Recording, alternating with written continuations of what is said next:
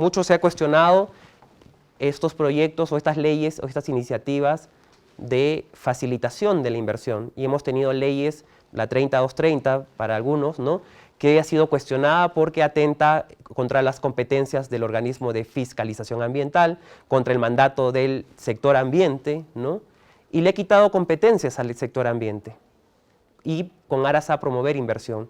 ¿Qué sucedió con este proceso de instrumento técnico sustentatorio, que fue aprobado también en el año 2014, ¿no?, que de alguna manera ha permitido hacer modificaciones al estudio de impacto ambiental del proyecto minero Las Bambas?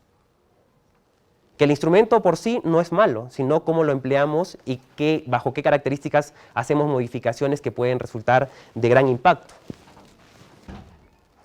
Entonces, nuestro país es un país de la biodiversidad, naturaleza, culturas y potencialidades. Pero si no partimos de ese conocimiento, de ese legado que tenemos como peruanos y peruanas, ¿cómo podemos garantizar su supervivencia o el mantenimiento o el legado a las futuras generaciones?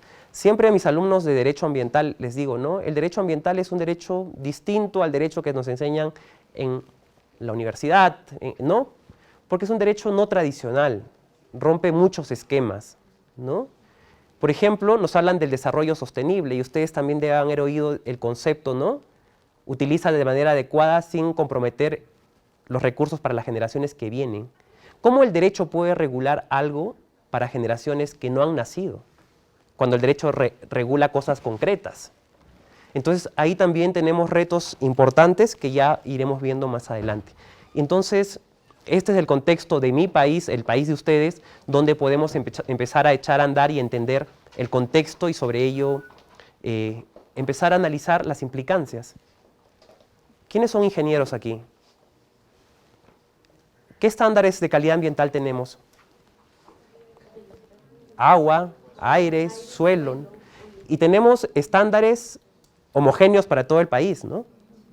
Si estamos hablando de un país tan complejo, de un país con diferentes características, ecosistemas, ¿no?, ¿cómo podemos tener estándares homogéneos para un país tan diverso y complejo? ¿Será adecuado eso?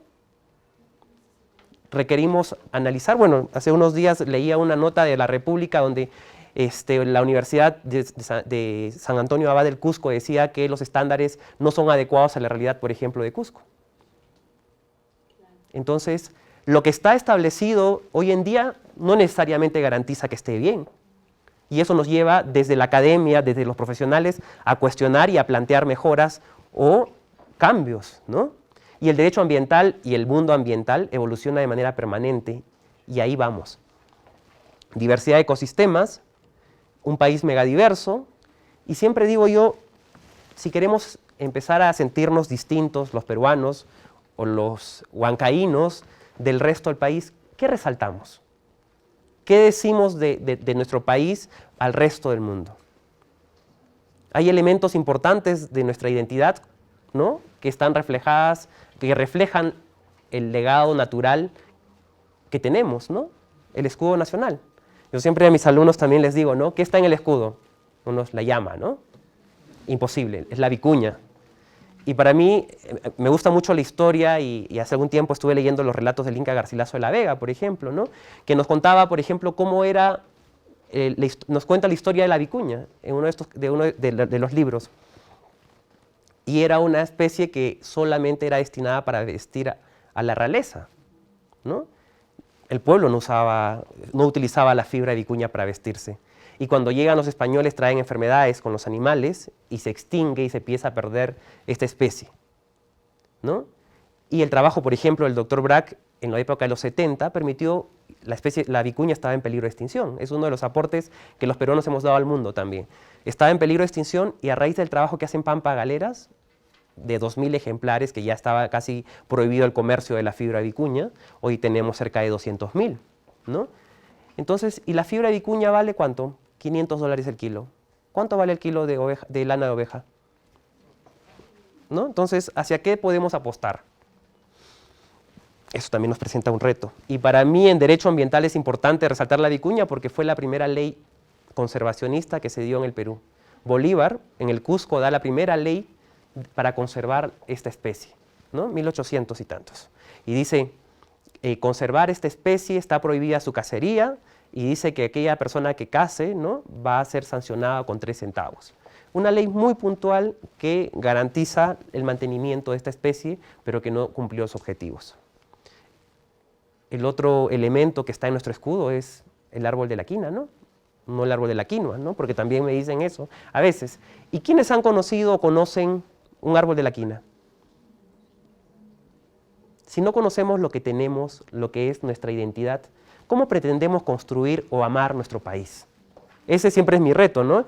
Mi jefe, cuando era el doctor Brack, en la primera etapa del Ministerio del Ambiente, me decía, dedícate a conocer más el país antes de pensar recorrer el resto del mundo, ¿no?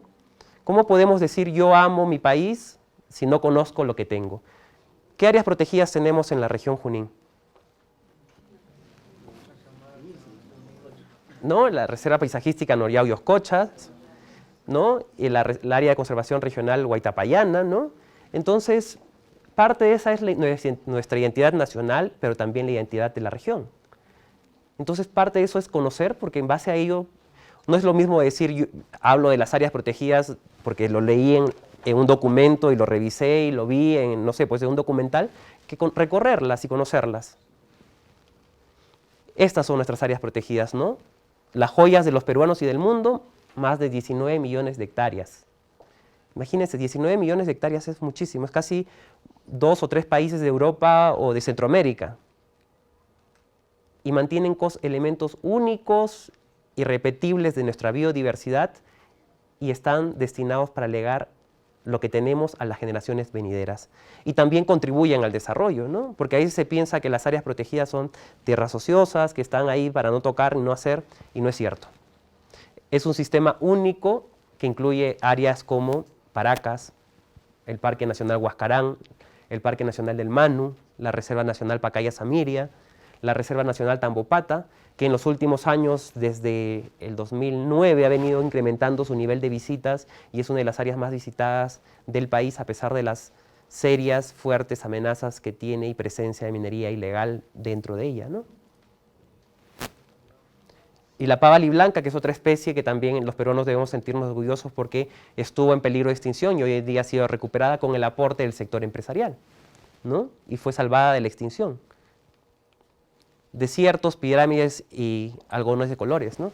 Y a veces también la lógica es que todo tiene que ser homogéneo, igualito, ¿no? El algodón pima, blanco, puro, y nos olvidamos de nuestros algodones nativos.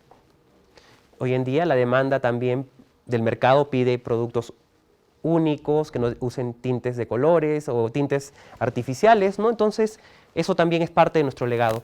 Y 10.000 años de agricultura, ¿no? Centro de domesticación del algodón, de zapallo, de chirimoya, payar, pepino, dulce. Y a veces uno tiene que también reflexionar hacia adelante y también pensar hacia atrás, ¿no? Entonces, cuando uno pregunta, ¿cómo habrá sido el antiguo peruano, nuestros ancestros, ¿no? ¿Cómo empezaron a domesticar en 10.000 años todo lo que hoy en día tenemos? ¿No? Yo soy amazónico, soy de Oxapampa, de Villarrica, y siempre en la chacra soy agricultor también, ¿no? De café. Y en eso preguntaba y decía, encontré un árbol de papaya silvestre, por ejemplo. Y un árbol de papaya silvestre es un árbol que tiene unas espinas así de gruesas y es un árbol que produce una papaya de este tamañito. ¿Cómo tuvo que ser el proceso de domesticación del antiguo peruano? Prueba y error, ¿no? ¿Cuánto tiempo le demoró encontrar ese producto que hoy en día tenemos? Eso es lo que se nos ha legado. Y lo que hemos heredado tenemos que legarlo a las generaciones venideras en igualdad o en mejores condiciones. Pero el propio desarrollo nos plantea retos, ¿no? ¿Qué va a pasar cuando se acaben los hidrocarburos, ¿no? El precio hoy día de los hidrocarburos está bajo, no es rentable. Dicen que el otro año vamos a tener a $50 el barril, que va a incrementarse, ¿no? Pero son recursos finitos, agotables, ¿no? ¿Qué pasa cuando se agotan las reservas de minerales también, ¿no? Que muchos que son ingenieros. ¿Qué queda para las siguientes generaciones? La CEPAL dice que la minería del futuro no va a ser minería de socavón o de extracción del mineral, sino de transformación del mineral que está en la superficie. ¿Qué retos como peruanos podemos enfrentar en torno a ello? ¿Cómo construir una agenda futura para enfrentar esa situación? ¿Cómo va a ser el desarrollo de los tataranietos de ustedes cuando se agoten los hidrocarburos y no tengamos mineral? ¿En base a qué van a movilizarse o van a basar su desarrollo o su crecimiento? Que pensamos, porque a veces también pensamos que el crecimiento es al infinito e ilimitado y no es cierto. Entonces, el derecho nos plantea muchos retos, pero también hay respuestas desde otras carreras y desde otros enfoques que tenemos que entenderlos. Y parte de esa propuesta es la que está en nuestro plan de estudios, ¿no? Cuando discutíamos, incluso con los profesores, estuvimos discutiendo muchísimo, porque yo particularmente, yo soy académico, pero también trabajo, hago gestión, ¿no? Y tenía clientes privados y de cooperación incluso. Ahora con mis nuevas labores dentro del gobierno no lo puedo hacer, salvo la docencia, ¿no? Entonces cuando diseñábamos, decía, yo cuestiono mucho que solamente tengamos profesores de gabinete, que solo investiguen, ¿no? Porque la mayor riqueza está en el hacer y en el enseñar también. En base a ello se tiene una mezcla muy interesante. Y si ustedes revisan la experiencia de nuestra plana docente, van a ver que hay esa mezcla. Tenemos a muchísimos profesionales que tienen una larga trayectoria reconocida en el país, ¿no? Bueno, Fernando León, que es actualmente viceministro de Desarrollo Estratégico de los Recursos Naturales, Milagros Verástegui, que es su también colega y ha diseñado parte de los instrumentos de gestión ambiental, lo que hoy en día es el SENACE, Milagros lo diseñó.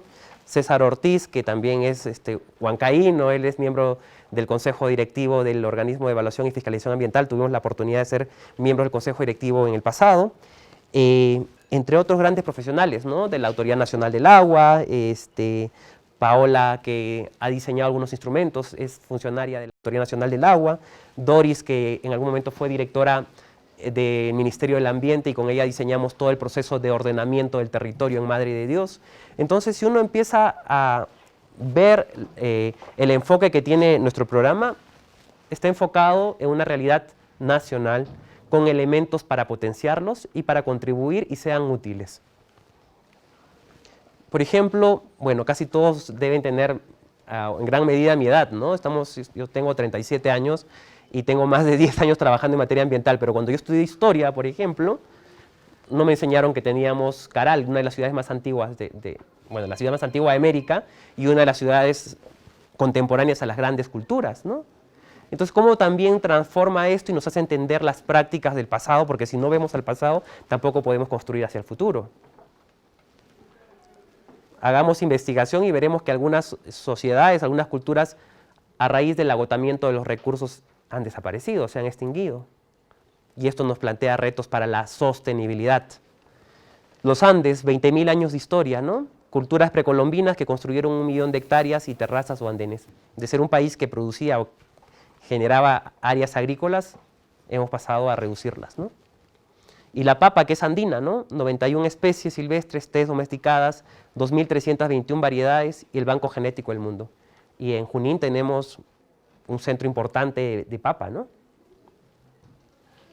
Y en Haití llaman a la papa, en vez de decirle dame 1 kilo de papa, te dicen dame 1 kilo de Perú, ¿no? Y muchos rusos piensan que la papa es rusa. El vodka, ¿en base a qué está hecho? A papa, ¿no? Entonces, muchos elementos, muchos temas que discutir de dónde tenemos que sentirnos orgullosos como peruanos. Porque si no conocemos esto, no podemos plantear retos de construcción, porque si yo no conozco esto, ¿qué impactos voy a evaluar? ¿Qué gestión ambiental voy a construir? El Perú es un país también de bosques, ¿no? Este es mi ecosistema, digo siempre. 195 especies de plantas epífitas en un solo árbol. Y esto es un récord mundial en el Parque Nacional Yanachaga-Chemillén. Es un parque que está en mi provincia, ¿no? Ni siquiera casi toda la diversidad de algún país de Europa. Recursos genéticos, 10.000 años de domesticación. En el mundo tenemos 712 plantas domesticadas. 212 en América, 97 en los Andes, 85 en la Amazonía, 182 especies domesticadas nativas se registraron en nuestro país. Imagínense. Y animales domesticados. Tenemos aquí 5, pero nos faltan 2, o alguno más de repente. La llama y la alpaca, que es el guanaco y la vicuña, las especies domesticadas, la cochinilla, el cuy o el cobayo y el pato criollo. ¿Qué otros animales hemos domesticado los peruanos? El mejor amigo del hombre, ¿no? El perro peruano sin pelo y el perro chiribaya, ¿no? El perro que es un perro pastor andino que poco conocemos de esa especie, que está casi ya desaparecida. Entonces, mucho todavía por reescribir nuestra historia, mucho por conocer y mucho por sentirnos orgullosos de ser peruanos y de ser peruanas. Benefactor del mundo, la quina o la cascarilla para curar la malaria, ¿no? El árbol de la quina. Pregunté cuántos conocíamos el árbol de la quina, y la misma pregunta le hice a mis alumnos de la maestría de comunicaciones en la San Martín, ¿no? Y les decía, ¿cuántos tenemos la oportunidad de conocer un árbol de la quina? Y en un curso ya estaba cansado de explicarles áreas protegidas, porque ese es mi curso de gabinete. Entonces dijimos, vamos a irnos al bosque de protección San Matías San Carlos, en mi distrito, en Villarrica, en Oxapampa, y ahí tenemos rodales de árboles de la quina para conocerlas. Y a veces nuestras clases también se mezclan entre realidad de gabinete, pero también en campo, ¿no? Y eso es lo que le da un plus y un valor agregado al trabajo que hacemos. Miren, papa para el mundo. Al año se cosechan 400 millones de toneladas de papa. Un producto que salvó el hambre al mundo, y un producto que tiene el origen en los Andes, y un producto que tiene el origen posiblemente en el Perú. Entonces, también tenemos un elemento a considerar. Como si yo tengo ya, hablamos de casi 3.000 especies de papas nativas, ¿será pertinente introducir una especie exótica o una especie modificada genéticamente, de organismo vivo modificado, un transgénico? Y si no conocemos esto, fácilmente podríamos hacerlo, porque ya existen papas transgénicas, ¿no? ¿Cómo podemos en un centro de origen liberar una especie? Y el primer productor de fibra de alpaca y de vicuña en el mundo. Fibra de vicuña, la más fina del mundo, después de la seda, es la fibra más fina, ¿no? $500 el kilo, y es el primer productor mundial que fue salvada de la extinción y que hoy en día brinda beneficios a las comunidades campesinas, particularmente en el gran número está en Lucanas, ¿no? Y nuestro país es un país de jóvenes emprendedores, y cuando digo jóvenes no solamente digo por la edad, sino por la posibilidad de seguir creciendo, de seguir perfeccionando nuestras herramientas, y con mucho placer veo gente de distintas edades que quieren, y veo que hay un interés para tomar estas herramientas que nuestra maestría ofrece, pero también para seguir consolidando nuestras herramientas para hacer una mejor gestión. Entonces, todo este patrimonio natural, toda esa diversidad que está reducida por hoy muy puntualmente, ¿qué rol juega la gestión ambiental en ese contexto? ¿Será lo mismo desarrollar una actividad económica, la actividad de minería, por ejemplo, en un país megadiverso que un país no megadiverso? ¿Será lo mismo hacer minería aluvial en el llano amazónico que en Socavón o en los Andes, o en la costa, o en el desierto? Entonces tenemos que conocer ese contexto para en base a ello plantear propuestas, para eso, en base a ello dar respuestas a lo que la sociedad demanda en el día a día. Y vamos a pasar a nuestro tema ya del sector ambiental, y el tema nuestro era cuáles son los retos de la gestión ambiental en el país, ¿no? Y tenía un enfoque regional y un enfoque local, porque a veces se piensa, y curiosamente uno ve en los reclamos y dice, no, porque no hay presencia del Estado. Es el reclamo total. O llaman, por ejemplo, a que el organismo de evaluación y fiscalización ambiental atienda cuando hay temas de tala. O piden que el Ministerio del Ambiente intervenga cuando hay un arboricidio, ¿no? O palmericidio, ya se han inventado verbos y juegos, ¿no? Entonces, porque talaron los árboles de un parque, llaman al Ministerio del Ambiente que defienda. Sí. Sí, buenos días, doctor. Una pregunta a nivel, ya que hablamos de ciudad. ¿En Perú hay manejo silvicultural del arbolado urbano? No tenemos legislación. No. En el ámbito urbano, que vamos a verlo más adelante en las competencias, los gobiernos locales, los municipios, son competentes para manejar áreas verdes, entre comillas, ¿no? Entonces, es lo máximo que existe en nuestra legislación. Pero entonces, si yo no conozco cuál es la competencia, por ejemplo, para ver el tema de áreas verdes urbanas, pido que la autoridad nacional recurra a atender ese tema cuando es un tema de competencia municipal.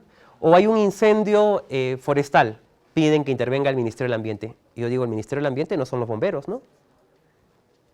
O el OEFA no está para atender el tema forestal, hay otra autoridad que ve ese tema. O mi vecino me está contaminando porque tiene una pollería al costado de mi casa o hacen ruidos y mando al OEFA o llamo a la Fiscalía especializada en delitos ambientales para que atienda eso. ¿Eso será un delito? ¿Cómo podemos ir a hacer gestión si no conocemos a quién le toca qué? Ese es otro tema, porque yo me sorprendo y a veces cuando hablo incluso con colegas funcionarios de otros ministerios o del sector público en general, piensan que estos sistemas son aislados, cada uno habla por su lado y no conversa y no está articulado. Y en nuestro país, al menos, tenemos un sistema único, el Sistema Nacional de Gestión Ambiental, que es un sistema funcional, es el sistema madre, que nos dice quién hace qué. ¿Qué hace el gobierno nacional? ¿Qué hacen los gobiernos subnacionales, las regiones? ¿Y qué hacen los gobiernos municipales en materia ambiental? Minería de pequeña escala, y no lo está haciendo, ¿no? Justo en esta semana que ha pasado, me ha tocado dentro del Ministerio del Ambiente liderar un grupo del sector ambiente para definir las nuevas normas de lo que va a ser la lucha contra la minería ilegal y el proceso de formalización actual. Entonces ahí estábamos teniendo una discusión muy simpática porque ya el año 2011 incluimos, el 2009, perdón, y 2010 incluimos unos ítems en la legislación para ver qué sucede cuando las autoridades cumplen sus obligaciones. Vamos a pasar a verlas luego. El Sistema Nacional de Evaluación de Impacto Ambiental, ¿no?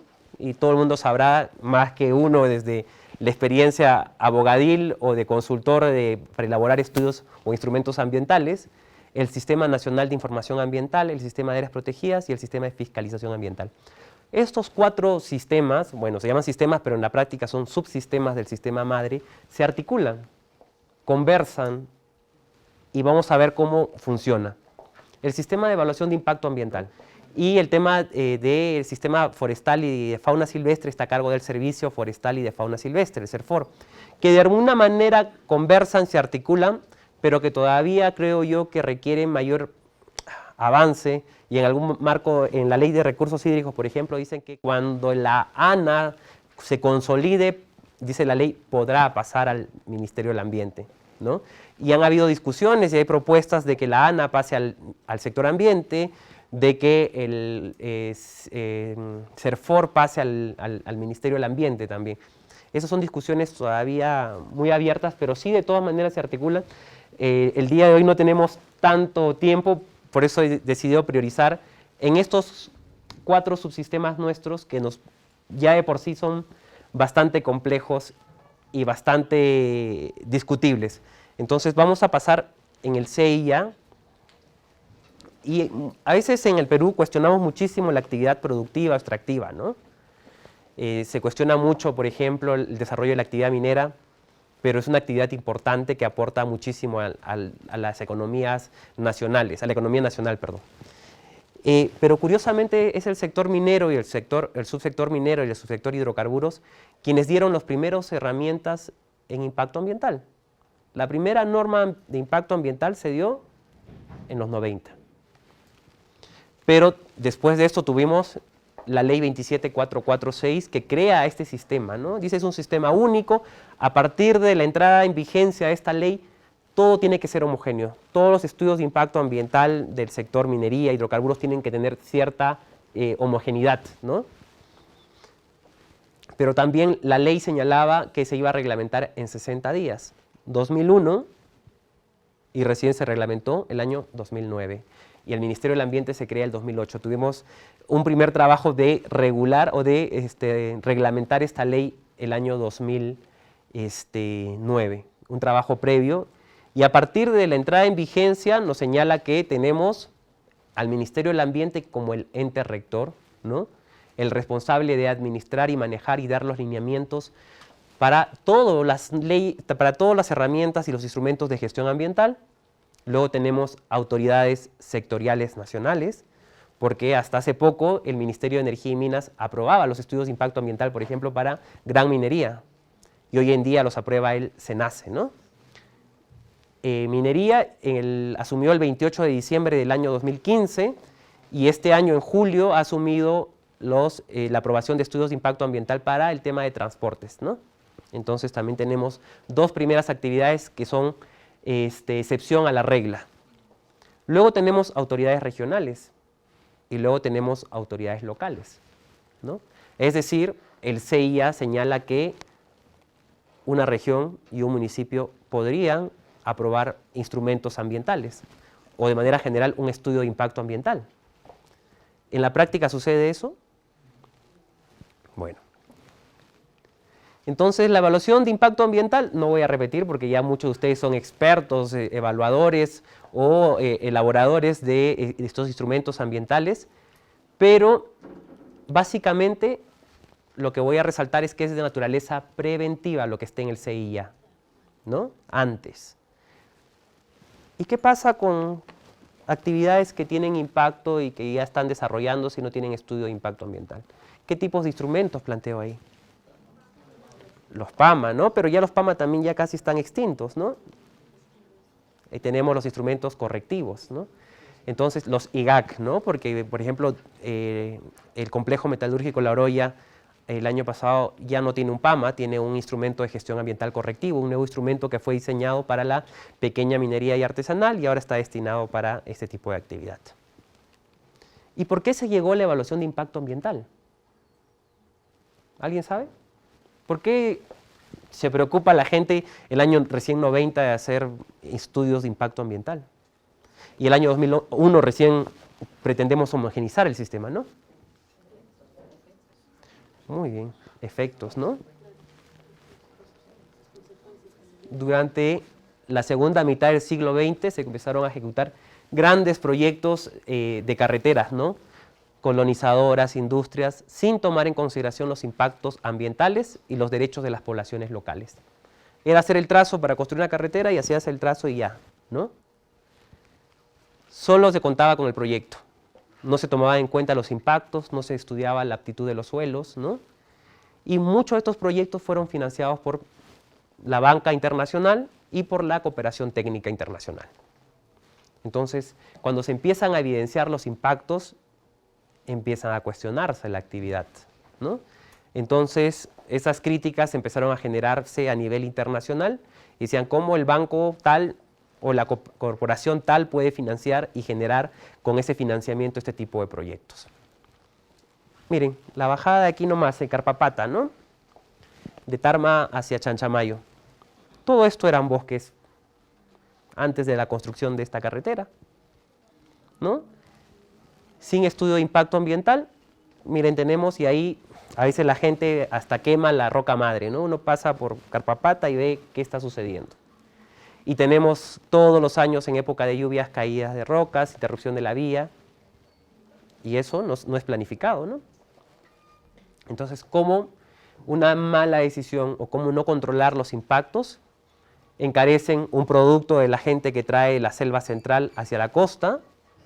¿Cómo impide que gente se desplace por esas decisiones no planificadas o por no controlar lo que debiera estar controlado y evitar que suceda lo que sucede en este momento?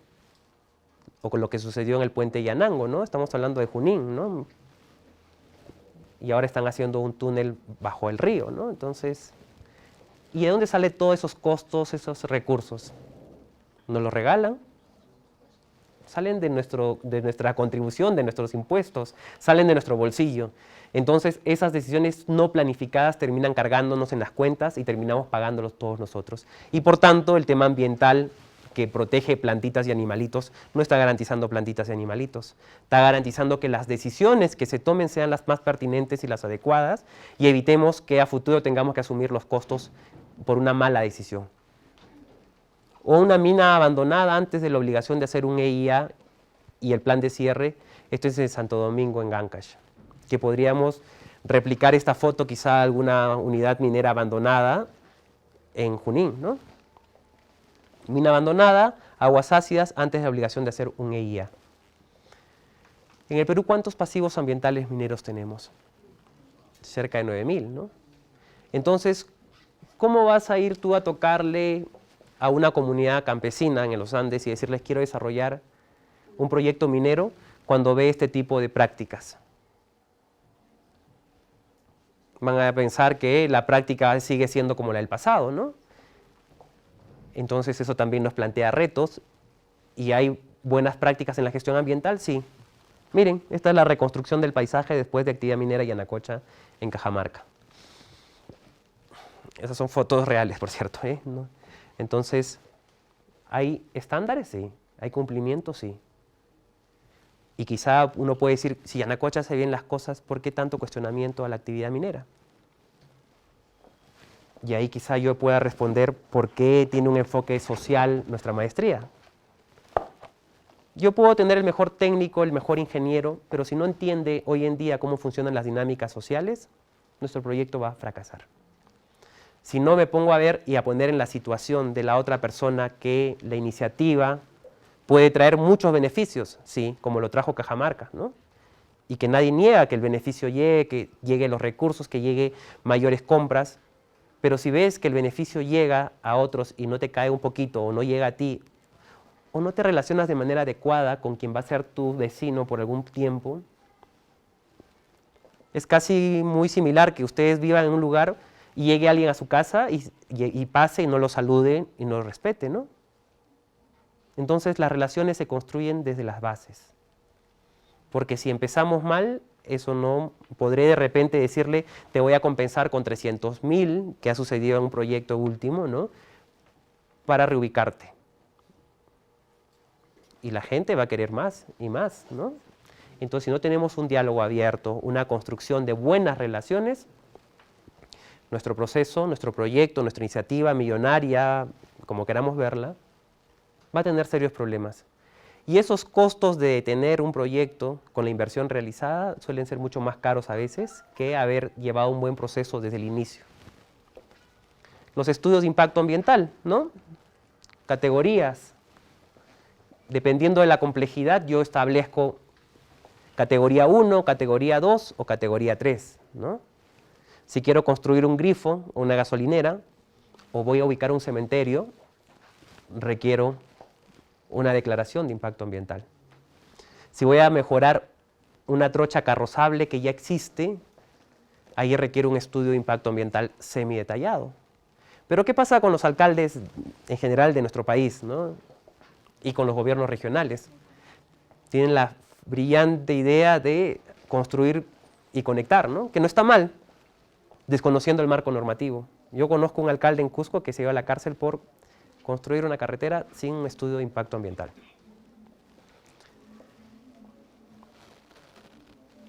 O un estudio de impacto ambiental detallado, ¿no? La carretera Pucallpa frontera con Brasil, la interconexión eléctrica, grandes proyectos mineros como Conga, eso requiere un estudio de impacto ambiental detallado.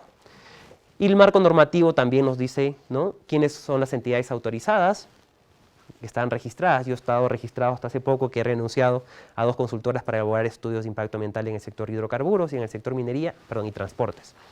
Entonces, eso también, hay un marco, unas condiciones, ¿no? Y por ejemplo, si yo quisiera hoy en día aprobar un proyecto del sector agrario relacionado a agricultura, al tema forestal, ¿a dónde voy a aprobar mi estudio de impacto ambiental en las distintas categorías? A la Dirección General de Asuntos Ambientales Agrarios, ¿no? Si yo quiero aprobar de un aprovechamiento de aguas termales, medicinales de uso turístico o de infraestructura turística, voy al Viceministerio de Turismo. Y así sucesivamente, ¿no? Si voy a instalar tuberías submarinas, emisores submarinos, astilleros, un muelle, ahí voy a la Dirección General de Capitanías y Guardacostas, a la DICAPI. En energía y minas, ¿no? Si voy a hacer un proyecto de gasoducto, bueno, el ministerio, pero si voy a hacer un proyecto relacionado a actividades de exploración, explotación minera de gran importancia, es decir, los detallados, ahí tengo el SENACE ahora, ¿no? Pero para los grandes, que es la primera excepción. Y así sucesivamente el SENACE a futuro irá asumiendo las competencias de los otros sectores para aprobar los estudios de impacto ambiental. En pesquería, igual. En transportes y comunicaciones, también el SENACE ha empezado a echar a andar este año. Y si nosotros nos quedamos en nuestro escritorio pensando que el mundo no cambia, esto nos muestra que en el último tiempo hemos tenido tantos cambios normativos, que si los voy a revisar solo desde el gabinete con la ley y mirarlos nada más, no sirve. Pero si tenemos profesionales que nos expliquen que están haciéndola o diseñando la política o gestionando el recurso, otra es la historia. En el sector salud, ¿no? Si voy a instalar una comercialización de residuos sólidos, infraestructura de residuos sólidos, ahí tenemos la Dirección General de Salud Ambiental del Ministerio de Salud. Y vivienda, construcción y saneamiento, ¿no? Entonces, ahí me muestra quiénes son quienes para aprobar un estudio de impacto ambiental en el ámbito sectorial nacional. Entonces, igual a mis alumnos de SAN les digo, ¿no? ¿Cómo tenemos para aprobar quién aprueba tal estudio de impacto ambiental, ¿no? Y el otro día teníamos una discusión porque en un programa de televisión se decía, el Ministerio del Ambiente lleva 2 años para aprobar un estudio de impacto ambiental para mejorar el puente de los Suspiros en Barranco. Yo decía, eso no es posible que un alumno nuestro pueda decirlo, ¿no? Porque el Ministerio del Ambiente no aprueba estudios de impacto ambiental en ese nivel. Si no sabemos quién es, estamos malinformando a la gente, o de repente el afectado va a ir al Ministerio del Ambiente y decirle, señor, apruebe mi estudio de impacto ambiental y ya perdí tiempo, ¿no? Y el SENACE también ha echado a andar un nuevo proceso, ¿no? Que se llama instrumento, ventanilla única, que va a hacer una evaluación ambiental global, ¿no? ¿Y qué es la evaluación ambiental global? ¿Alguien sabe? Algunos de los ingenieros, miren, es una figura recientemente así creada este año, ¿no? Es una ventanilla única donde yo, empresario, titular de un proyecto, me voy a ir al SENACE y voy a presentarle mi proyecto, mi iniciativa. Si tengo que tener autorización de uso de aguas, desbosque, autorización del CERNAM o de otra autoridad, ya no va a ser el administrado que va a tener que llevar a uno u otro.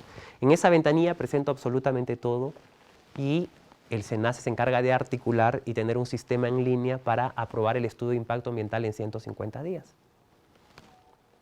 Es una figura distinta, nueva, que plantea nuevos retos al Ejecutivo y al Gobierno, porque tiene que articular con otros ministerios. Y a veces el articular en el Estado, aquellos que trabajan, es tan difícil, pero vamos a ver si empieza a echar a andar.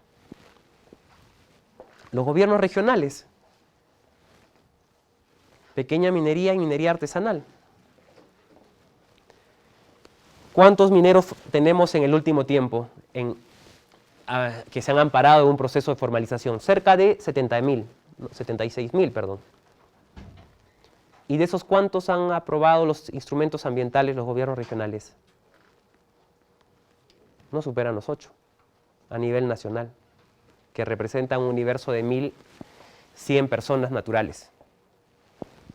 Entonces aquí tenemos un reto tremendo también en el ámbito subnacional, de cuáles son las competencias. Y en el ámbito local, que es otro universo, si en el ámbito regional estamos mal, en el ámbito municipal estamos peor. Depósitos, proyectos sociales. Y ahí siempre me detengo y pregunto a mis alumnos, ¿para qué existe un municipio en materia ambiental? ¿Cuál es la competencia de los municipios en materia ambiental? A ver, ¿en qué?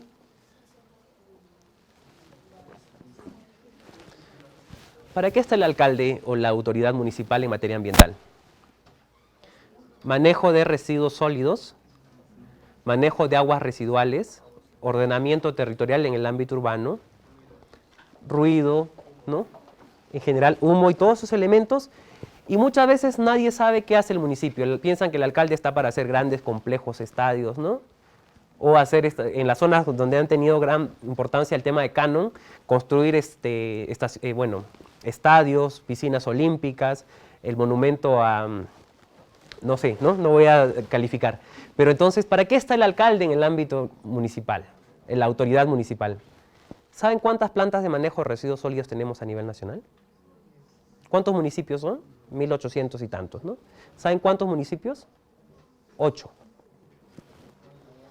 Y nos declaramos distrito ecológico, distrito amigable, ¿no? Turístico, y con mucho respeto. También siempre digo a mis alumnos, por ejemplo, de la Universidad Nacional del Altiplano, que tengo un semestre que dicto con ellos legislación ambiental, les digo, con mucho respeto, si el lago Titicaca es el lago sagrado, yo no quiero verlo no sagrado, ¿no? Porque todos los desagües de la ciudad van al lago Titicaca, todos los residuos de Juliaca pasan por el río Coata y van al lago Titicaca, ¿no? Entonces, si eso es sagrado, no quiero ver lo no sagrado. Y yo recuerdo porque el año 2007 estaba yo estudiando fuera del país, o 2008 fue, 2007-2008. La guerra entre Huancayo y Concepción, ¿no? Creo que hubo muertos también, ¿no? Porque Concepción no quería que pongan su planta de manejo de residuos sólidos. Porque no hay un entendimiento. Todo el mundo piensa que si voy a hacer mi planta de manejo de residuos sólidos, va a ser el botadero, ¿no? Y no es así. Una planta de manejo de residuos sólidos que funcione adecuadamente no es así. Y tanto hablamos de desarrollo sostenible. Miren, de verdad que yo siempre estoy hasta aquí con el tema del concepto. Y digo, ¿cuándo echamos a andar el concepto? Y con el alcalde de mi pueblo, que es mi compañero de colegio, hemos puesto a echar a andar muchas cosas para demostrar que sí es posible el manejo de residuos sólidos. En mi distrito, en Villarrica, la planta de manejo de residuos sólidos es un ejemplo a nivel nacional. Uno va a la planta y no parece que fuese un depósito de residuos, ¿no? Porque yo no hablo de basura, ¿eh? Y lo curioso es que hemos empezado a hacer segregación en fuente. Mis papás, que son gente mayor, tienen sus tachos de residuos orgánicos, ¿no? Cartón, plástico, ¿no? Y hay días lunes que pasa, hoy toca orgánico, ¿no? Y pasa el camión de los residuos con la musiquita explicando que hoy toca orgánico. Prácticas tan importantes que podemos mostrar. Incluso estudiantes de la maestría, de la UNO, de la Universidad de Ucayali, vienen a Villarrica a ver esa experiencia. Y nos faltaba el tema de aguas residuales.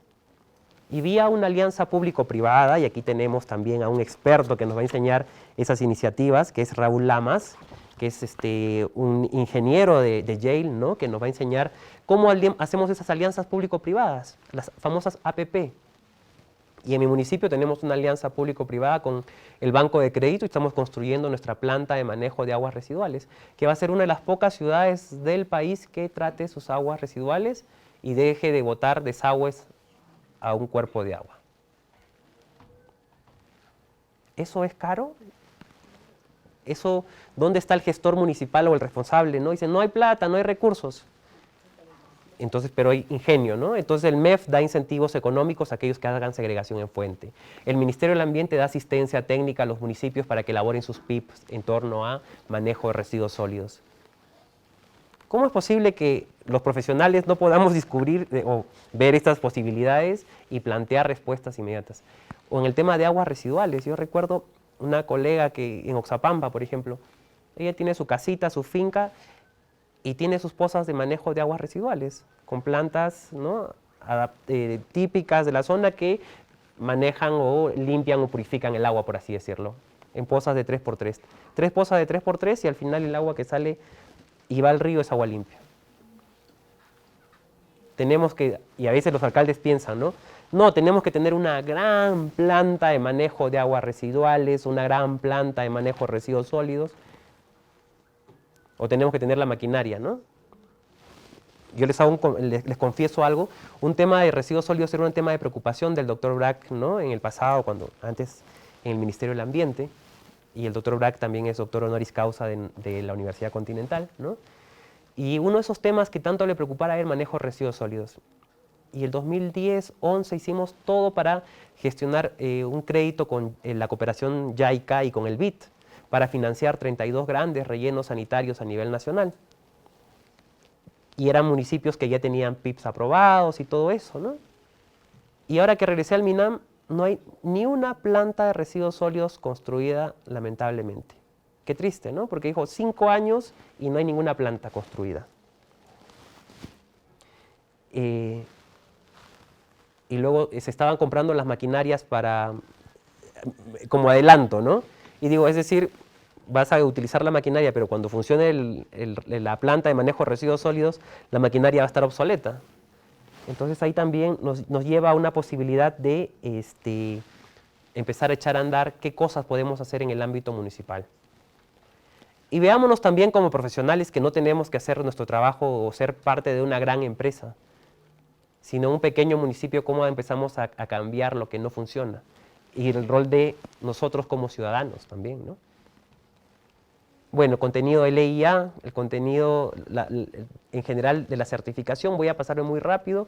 ¿Cuál es el contenido? Ustedes, imagino que en gran medida ya saben qué tiene la certificación, la revisión aleatoria y el SENACE, ¿no? Que les dije que es un nuevo organismo adscrito al Ministerio del Ambiente y que recién ha empezado a echar a andar sus primeros pasos y ha aprobado su primer estudio ambiental. Y posiblemente, si lo permiten, vamos a tener a un alto funcionario, no sé si al jefe del SENACE también en uno de nuestros cursos. Vamos a ver eso también, es una condicionante todavía. Entonces, ¿cuáles son las funciones? Ya no voy a ahondar porque también he comentado. Y ya tengo mi estudio de impacto ambiental aprobado. ¿Terminó la historia? ¿No? Mi curso, por ejemplo, tengo un curso que es evaluación de impacto ambiental, pero a mí no me gusta quedarme en la aprobación del estudio, sino significa qué viene después de la aprobación del estudio de impacto ambiental. Viene la fiscalización ambiental. Todo lo que he puesto en ese estudio de impacto ambiental, todas mis obligaciones ambientales, tienen que ser aprobadas, ¿no? Tienen que ser, revisadas, verificadas, y si yo no cumplo con ese compromiso que está en un estudio de impacto ambiental aprobado, hay sanciones, ¿no? O medidas que me pueden llevar a una sanción. Y para eso también tenemos el Sistema Nacional de Fiscalización Ambiental, el SINEFA.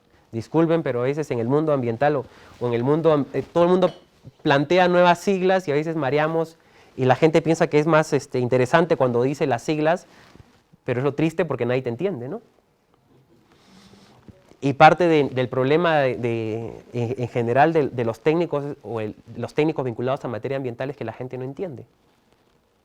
Y parte del gran problema de no entendernos es que sienten que el tema ambiental es un estorbo para la inversión. Entonces tenemos que empezar a hablar en sencillo. Lo que hace este sistema es asegurar que se cumpla con la legislación ambiental. Todos los mandatos, las leyes ambientales se cumplen a través de la fiscalización que hace este sistema. Supervisa y garantiza funciones de evaluación, supervisión y fiscalización. Y, bueno, está adscrito al MINAM, creado por la segunda disposición transitoria final del decreto legislativo 1013. Cuando nace el MINAM, también nace el OEFA. Y ha asumido las competencias de fiscalización ambiental en minería, en hidrocarburos, en electricidad, en pesca, en organismos biomodificados. Vamos a verlo más adelante. Tiene un consejo directivo, ¿no? Órganos, el consejo directivo. Yo el 2011 al 2013 tuve el honor de ser el miembro del consejo directivo con otros 4 personas más, ¿no? Entonces, el consejo directivo define las políticas institucionales, luego viene la dirección de evaluación, la dirección de supervisión. Esta dirección de supervisión es la que va a verificar si una empresa está cumpliendo con sus instrumentos ambientales. Y si no cumple, pasa a la dirección de fiscalización, sanción y aplicación de incentivos, ¿no? Y también luego tenemos un tribunal de fiscalización ambiental, el TFA. A mí me gusta porque los procedimientos administrativos sancionadores, que es como un proceso penal, ¿no? Porque si tú no cumpliste con las obligaciones que estableciste en tu estudio de impacto ambiental, el máximo órgano que llega a la sanción es aquí. De aquí ya no hay otra instancia más. Vas de frente al Poder Judicial, ¿no? Entonces, el TFA a veces tiene salas y algún sancionado, por así decirlo, por el OEFA, a veces busca los servicios de un abogado para que haga su defensa administrativa, ¿no? Y esos procesos de sanción se llaman PAS, Procedimiento Administrativo Sancionador. A mí me gusta mucho porque uno como abogado tiene que encontrarle las soluciones a los problemas, ¿no? de si ya corresponde la sanción o no. Yo tuve el caso de una empresa eléctrica que fue sancionada, desde mi criterio, de manera injusta, ¿no? Entonces llevé el caso y ellos tenían de un multa 430 UITs. Multipliquen por 3.900 y ahí nos da el monto, ¿no? Entonces, el gerente de medio ambiente y el jefe, el representante de la empresa, desesperados me buscan, me dicen, doctor, por favor, ayúdenos, porque con esto mi directorio me vota, decía, ¿no? El jefe y también el área de ambiente. Entonces, empezamos a analizar, muchas de estas sanciones ya habían fenecido. Y en algunos casos la sanción era porque no se había etiquetado los cilindros, por así decirlo, que están con ciertos insumos. Y yo decía, ¿cuál es el objetivo de la fiscalización ambiental? O no habían hecho un cerco, en el estudio de impacto ambiental decía, se va a hacer un cerco vivo, ¿no? Plantas, árboles, arbustos y plantas menores. Ellos habían puesto las plantas para evitar el ruido, ¿no? de la planta que tienen, de la planta energética que tienen ahí y evitar cualquier afectación fuera de las instalaciones. Y cuando vemos la sanción me pareció injusta y veo que existían las plantas, existían los arbustos y reviso el estudio de impacto ambiental y el estudio de impacto ambiental no había sido aprobado en 2011, decía plantas, arbustos, pero no decía cuántas, en qué tiempo. Y el objetivo de eso era evitar el ruido, o evitar gases contaminantes, por ejemplo, ¿no? Entonces, revisando la sanción, pudimos demostrar que habían árboles y arbustos y plantas menores, pero que no estaban al borde de toda la infraestructura, ¿no? Y le digo, sí existen las plantas, el estudio de impacto ambiental no dice cuántas. Le dije, pero, a ver, veamos, ¿cuál es el objetivo final de los instrumentos ambientales? Evitar el impacto ambiental. Y mostramos el monitoreo de ruido y de aire, y no se superaba nunca los estándares de calidad ambiental para ruido y aire. Y le digo, miren, tenemos aquí los monitoreos y en ningún momento se ha superado. La autoridad tiene que también tener cierta, no sé, posibilidad de jugar, ¿no? Porque si se está cumpliendo los objetivos del instrumento, yo creo que no amerita una sanción tan drástica, ¿no?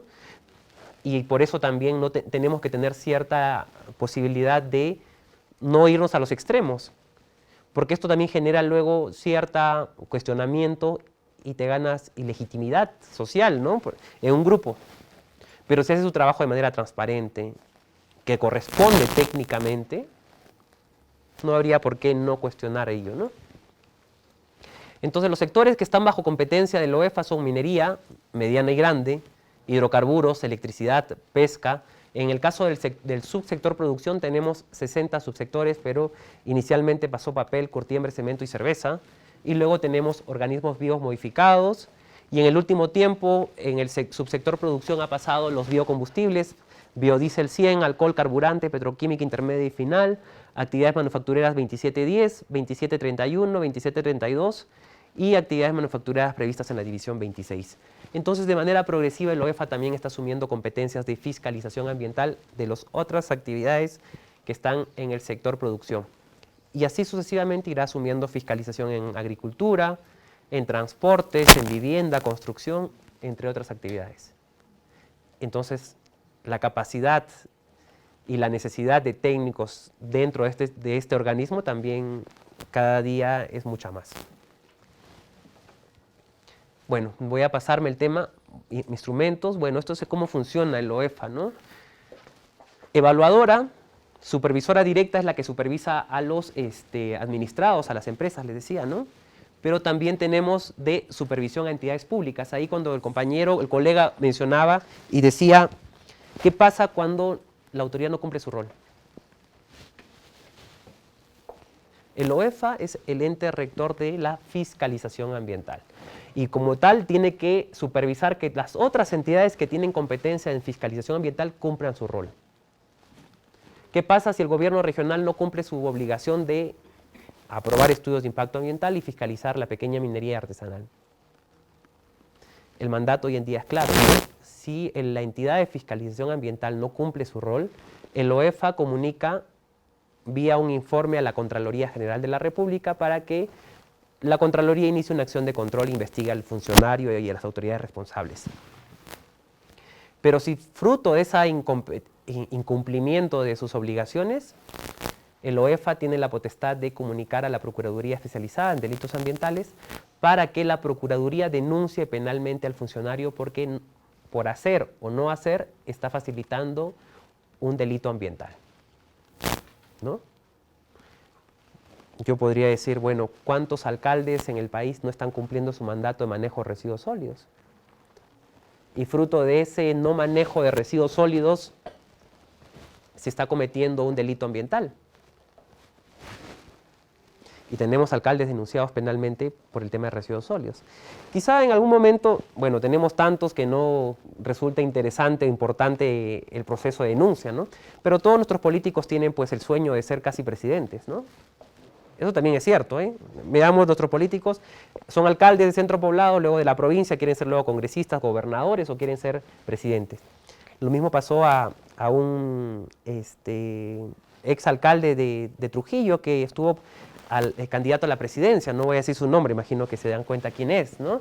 Entonces, cuando fue alcalde este señor, hace ya más o menos 10 años, él dispuso un botadero ilegal de residuos sólidos en Huanchaco. Y fruto de esa actividad fue tipificada como un delito ambiental. Entonces el señor, cuando estaba ya dentro de todas las denuncias de tráfico, de copia de sus títulos y todo lo demás, tuvo una denuncia que empezó a dar vueltas también y a saltar en los medios, que era que este señor estaba denunciado y estaba en la Corte Suprema en un proceso por denuncia de delito ambiental. A veces estos procesos terminan levantándose y surgiendo. Y no hay nada mejor que hacer un trabajo transparente y correcto, ¿no? Y cumplir con lo que la ley manda. Entonces, por ejemplo, un municipio, un alcalde, tiene un mandato de una ley orgánica. Una ley orgánica no es una ley simple, es una ley de más alto nivel. Y si está incumpliendo el manejo de residuos sólidos, el tratamiento de aguas residuales, está incumpliendo una ley. Y ahí la Contraloría perfectamente puede entrar a tallar y a hacer una acción de control, ¿no? Entonces, el OEFA supervisa a estas entidades de fiscalización ambiental a que cumplan ese rol. Y bueno, tenemos una larga lista de entidades de fiscalización ambiental en el ámbito nacional, en el ámbito de transportes, defensa, ambiente, energía y minas, agricultura, vivienda, producción, sector, bueno, y todos los gobiernos locales y todos los gobiernos regionales son entidades de fiscalización ambiental. ¿Cuántos municipios? 1.800 y tantos. ¿Cuántos gobiernos regionales? 25. ¿Cuántos ministerios? Entonces estamos hablando cerca de 2.000 entidades públicas que son supervisadas a su vez por el OEFA. Y esto me lleva a hablar de un tercer sistema. Mi proyecto productivo, extractivo, puede desarrollarse en cualquier parte del país, ¿no? Pero curiosamente, o podría estar cercana a un área protegida. Y si hemos dicho que más del 16%, 17% del territorio es área natural protegida, es un área importante. Si yo quisiera desarrollar un proyecto importante cerca de la área de conservación regional Huaytapallana, ¿qué hago? Lo hago inconsultamente. Si quiero hacer un proyecto en la Reserva Paisajística Nor-Yauyos-Cochas, ¿lo hago porque me pareció? Instalo, yo tengo entendido que el gobierno regional instaló miradores, ¿no?, dentro de la Reserva Paisajística. ¿Eso está bien? ¿Constituye un delito? ¿Una sanción? Si yo no empiezo a entender este sistema, también posiblemente voy a terminar generando algunas complicaciones en la gestión. Y este sistema se llama el SINAMPE. ¿Qué son las áreas protegidas? Legalmente, bueno, espacios continentales y marítimos o marinos del territorio nacional expresamente reconocidos. Yo vengo más del mundo de la conservación, de las áreas protegidas, ese es mi enfoque, que terminé en el mundo más de la gestión en el tema minero y hidrocarburos por casualidades de la vida. Entonces, este tema para mí es bastante apasionante. ¿Cómo surgen estas áreas protegidas? Hace poquito, no más de un mes, se cumplieron los 100 años de la creación del sistema de parques nacionales de Estados Unidos. Y podremos cuestionar mucho el modelo económico de Estados Unidos, ¿no?, pero muchos lo comparten y lo disfrutan, ¿no? Entonces, Estados Unidos hace más o menos 100 años crea un sistema de parques nacionales. Y el primer parque que se funda en el mundo es en Estados Unidos, el Parque Nacional Yellowstone. Y luego viene el Parque Nacional Yosemite, ¿no? De ahí sale el oso yogi, ¿no?, que es la representación del sistema. ¿Y por qué surge este sistema de áreas protegidas? En Europa, mientras casi todo era decadente, América da una respuesta a Europa.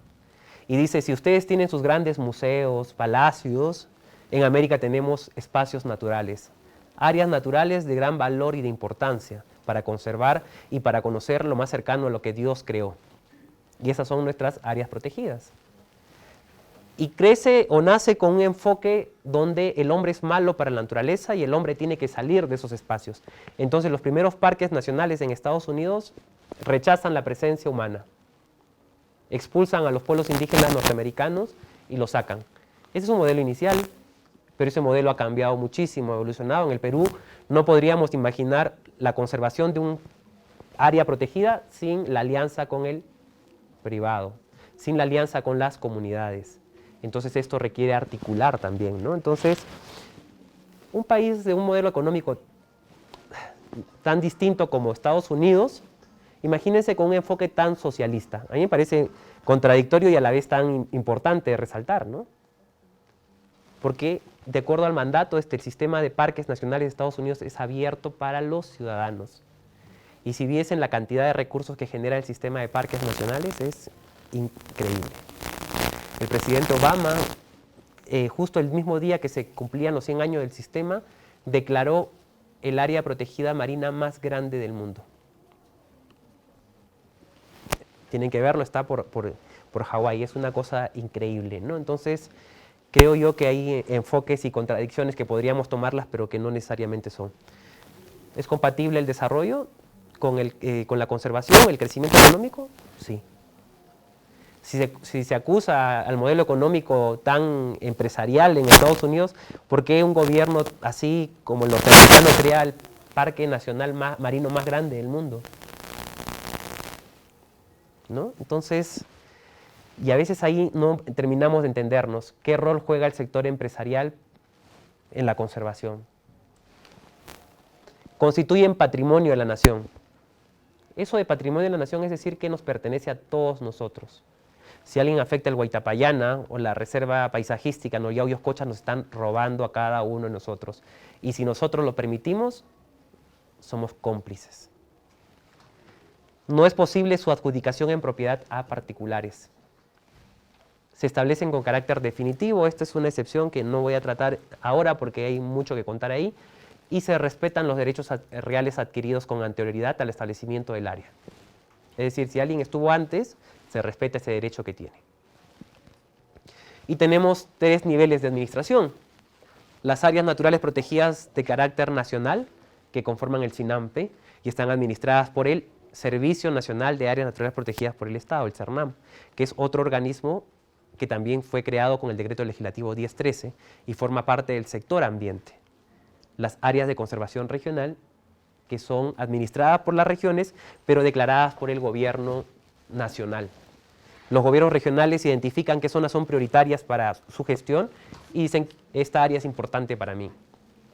Tal como ocurrió con el gobierno regional de Junín y pidió establecer el área de conservación regional Huaytapallana. Teníamos 1.500 áreas de conservación municipal que quedaron fuera del sistema. Es un montón. Sin embargo, la Ley Orgánica de Municipalidades y la Ley de Bases de Descentralización le dan competencia a los municipios para establecerlas, pero nadie sabe cómo se gestionan, cómo se administran. Puedes establecerlas, sí, pero no forman parte del sistema de áreas protegidas. Entonces ahí tenemos un problema jurídico no resuelto hasta el día de hoy. ¿Y por qué sucedió eso? Porque mal utilizamos la figura de conservación para oponernos a. Hemos hablado de que somos un país megadiverso, complejo, donde tenemos la posibilidad de desarrollar todas las actividades. Lo importante es saber dónde. Pero también lo otro es no utilizar o mal utilizar estas figuras para oponerme a. ¿No? Entonces, ahí estamos. Y tenemos 2 grandes grupos, no voy a quedarme en esto. Aquí están los mapas de las áreas protegidas nacionales. Y el otro sistema es el Sistema Nacional de Información Ambiental. ¿Cómo puedo yo tomar decisiones si no tengo información adecuada? Me dan una concesión minera y en la concesión no dice más nada que la concesión.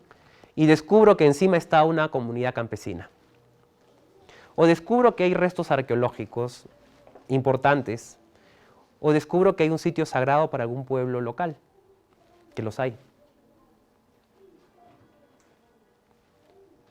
No será lo mismo construir o hacer un proyecto en el desierto que en la selva, ¿no? Para eso yo requiero información. Para elaborar un estudio de impacto ambiental yo requiero información adecuada. Y si no la tengo, la decisión que tomen en base a esa información incorrecta o inexacta será imprecisa. El año 2006-2007 también revisaba estudios de impacto ambiental del subsector hidrocarburos. Yo recuerdo el caso de dos lotes de hidrocarburos en Madre de Dios, que está en la frontera con Brasil y con Bolivia. Era el lote 111 y 113, nunca me olvido de eso. Y revisaba el estudio, y en el estudio de impacto ambiental decía, ¿se tiene conocimiento que en la frontera con Ecuador? Yo dije, la frontera aquí es Bolivia y Brasil. O seguíamos revisando el estudio y encontrábamos especies que no existen en la Amazonía Norte. Perdón, no existen en la Amazonía Sur, el delfín rosado. El delfín rosado solo habita en la Amazonía Norte y no en la Amazonía Sur. Entonces decía, ¿cómo? Esto es copia y pega de otro estudio del norte. ¿Cómo puede un evaluador o el ministerio tal aprobar un estudio de impacto ambiental con información inexacta, incorrecta, copiada, ¿no? Estoy induciendo a error al tomador de decisiones, ¿no? Entonces, si yo quiero sincerar o quiero tener normas adecuadas, tengo que tener la información adecuada, porque si no estoy trabajando sobre supuestos. Entonces, para eso es importante este sistema. Y de acuerdo a ley, está en la Ley General del Ambiente, lo administra el Ministerio del Ambiente también, voy a pasar muy rápido. Todos los gobiernos regionales deben tener su sistema de información ambiental, Ayacucho lo tiene, información regional y también información ambiental, para en base a eso tomar decisiones. Y si nos ponemos a analizar y a regresar hasta el inicio, el Sistema Nacional de Gestión Ambiental sí se articula.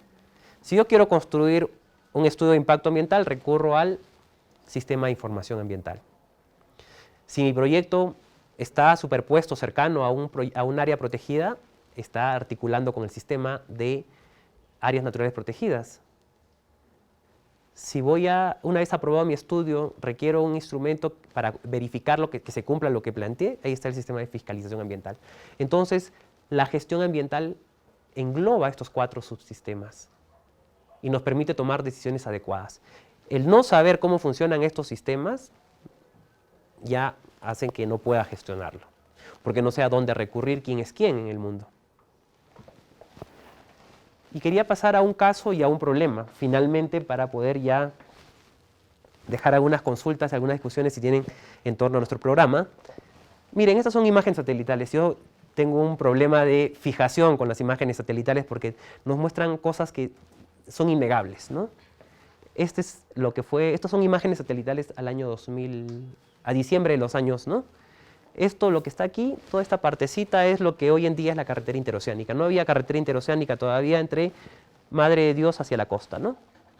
Este es el río Malinowski y hacia abajo está la Reserva Nacional Tambopata.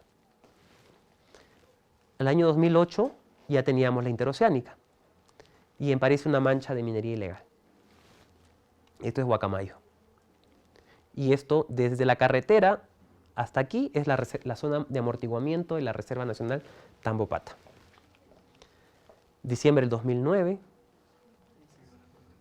diciembre del 2010 aparece otra mancha y nosotros ya en el 2010 declaramos toda esta zona como zona de exclusión minera, que ya en las clases que vienen, y si no se pierden, podremos explicar en mayor detalle, ¿no? Entonces, de aquí a aquí declaramos zona de exclusión minera donde no debería haber minería. Diciembre de 2011, cambio de gobierno del presidente García al presidente Humala, aparece toda esta mancha. Ya teníamos las leyes de lucha contra la minería ilegal. Diciembre de 2012, diciembre de 2013, diciembre de 2014. Leyes punitivas, restrictivas, persecutorias, ¿tienen resultados? Entonces, en Madre de Dios no tenemos ningún minero formalizado. Todo lo contrario, hoy en día ya las tenemos dentro de las áreas protegidas, lo que es innegable. Entonces, el desconocer y plantear políticas desde el desconocimiento hacen que tengamos problemas serios. Ahí tenemos un problema o tenemos varios problemas, ¿no? Temas de trata, desbosque, qué perdemos todos, quiénes son los responsables, ¿no? Todos los males sabidos y por haber juntos. Y si de alguna manera pensamos, y también todos cómplices, ¿ah? Porque los hidrocarburos, Madre de Dios consume más hidrocarburos que todos en el país. Y los hidrocarburos están subsidiados por nosotros mismos, tenemos un fondo de compensación, ¿no? Todos pagamos de alguna manera y subsidiamos esa actividad ilícita. Entonces, en nuestra propuesta y en nuestros planes está empezar a discutir cosas muy concretas desde la parte mucho más práctica, con estudios de caso. A mí no me gusta partir sobre la ley dice tal o cual cosa, sino empezar a construir sobre cosas reales. Y plantearnos retos, porque nadie tiene la verdad absoluta, y en materia ambiental es un proceso permanente de enriquecimiento, de crecimiento. Muchas veces me dicen, ¿y por qué te interesa tanto ir a conocer o ir a enseñar a provincia? Porque a mí me encanta, de verdad, ¿no? Es porque están directamente los problemas. Si queremos tener respuestas nacionales, tenemos que entender también los contextos locales, los contextos regionales. Y hay respuestas en algunas regiones que nos pueden dar respuestas hacia otras. Entonces, nuestro plan, nuestra propuesta es tener un programa adecuado que responda a las necesidades de los profesionales, que no sea de gabinete, que en el curso de legislación ambiental yo les entregue la Ley General del Ambiente y le diga memorícense de paporreta y tomamos el control de lectura, sino empezar a construir y a cuestionar o a analizar por qué una cosa o por qué otra, ¿no? O por qué tenemos una política nacional del ambiente recién en el año 2009, cuando el mandato de la Constitución es del año 2001. Y vamos a ir cuestionando y viendo que las cosas no todo lo que está escrito existe es adecuado. Y eso requiere de conocimiento y de preparación. Yo con esto, creo que les dejo mi Twitter y mi correo electrónico. Si hubiese alguna consulta, igual a través de la universidad tenemos todas las facilidades para alcanzar información que requieran. Si tuviesen alguna consulta o aclaración, y si no, podemos seguir conversando, creo, ¿no? Estimados invitados, si alguien de ustedes tiene alguna consulta, alguna duda, quisiera preguntar algo acerca también del programa, aprovechemos que está acá el doctor Ipenza para poder hacerlo directamente. Con toda confianza, está en casa. Sí.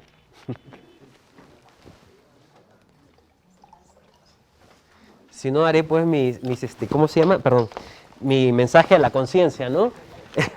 Sí, mi profesor, mi maestro y mi jefe, que fue el doctor Brack, ¿no? Que para mí ha sido una de las personas que me ha hecho reflexionar muchas veces en torno a lo que sucede en el país. Uno a veces tiene una visión sesgada o tiene una parte de la realidad y el mundo se construye de distintos enfoques, ¿no? Quizá desde el sector académico tenemos un enfoque, el sector empresarial tenemos otro, pero una maestría nos da la posibilidad de tener las herramientas para discutir, cuestionar y construir. Y Dr. Brack me decía, en el mundo se divide en dos grupos. Los ciudadanos, los habitantes que nacen, mueren, se reproducen y no, sus familiares los recordarán, le llevarán en Día de Muertos su altar y su comidita y bueno, le harán su misa, ¿no? Y el ciudadano que es aquel que ve que algo no funciona bien, que no está marchando bien. Y en materia ambiental hay mucho todavía por hacer. Y sobre esa necesidad de que no funciona bien, el ciudadano se compromete y hace que funcione. Y creo que todos tenemos un rol que hacer, desde la academia, desde el centro de trabajo, desde el espacio en el que nos desenvolvamos, tenemos un rol fundamental, ¿no? Entonces, parte de ese rol que yo entiendo y que también es parte del legado que he tenido, es transmitir lo que aprendí y también compartir y empezar a entender y a mejorar lo que uno no entiende, ¿no? Nadie tiene esa verdad absoluta y creo que todos los días aprendemos y ahí está lo bien y lo bueno de nuestras vidas, ¿no?